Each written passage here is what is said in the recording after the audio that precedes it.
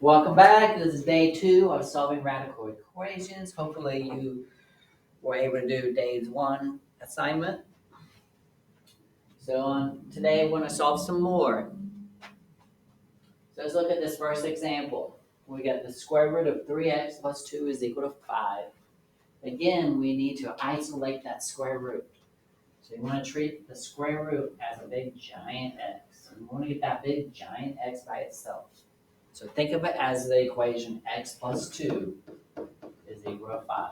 To get that x by itself, you would have to subtract 2 on both sides. So that's what we're going to do to isolate the radical. Subtract 2 from both sides. We get the square root of 3x is equal to 5 minus 2 is 3. Now, once you isolate the radical, you need to get rid of the radical. So we need to get rid of the square root. So what we do is we square both sides.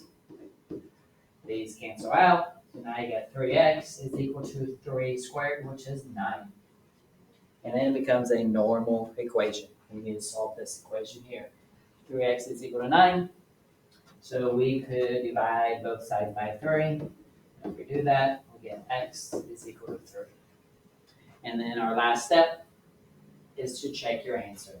So substitute 3 back in for x and make sure it works. So we got the square root of 3 times x. But instead of x, we're substituting 3 in for it. And then we're adding 2. We want to know, does that equal 5? Well, 3 times 3 is 9.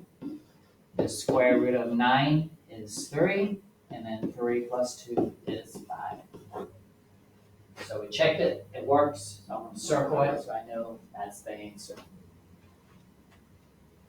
All right, so let's try another one. Let's look at this problem. It says solve the given radical equation. This is a new type.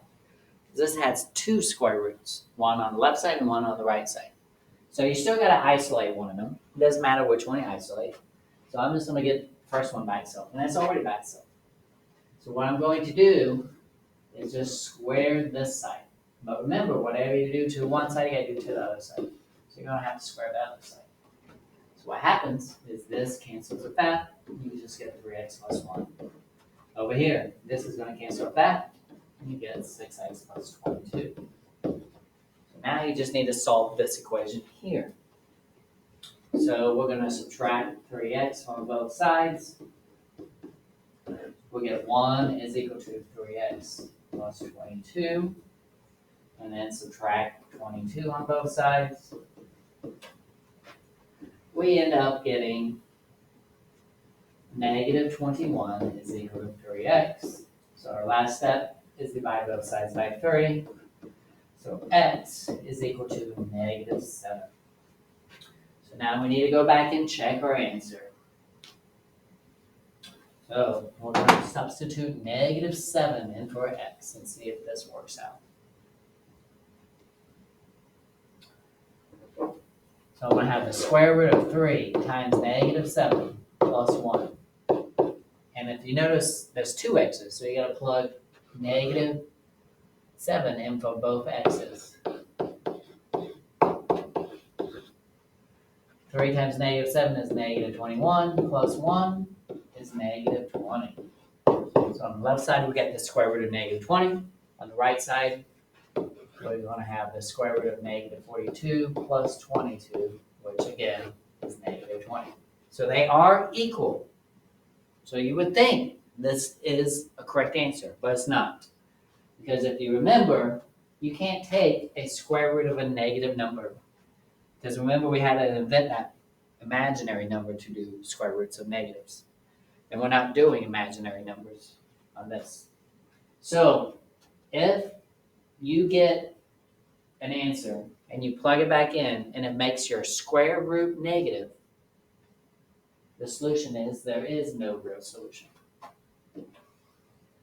X equals negative 7 is not a solution, it's an extraneous solution. So the solution is no real solution.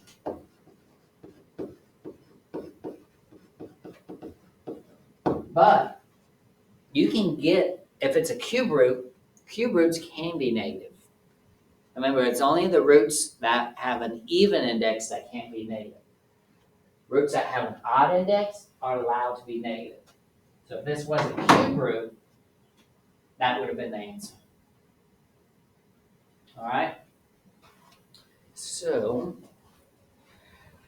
make sure you're showing all your work when you do these assignments. Make sure you upload a clear picture. I gotta be able to read it and grade it. You can upload several pictures if you need it.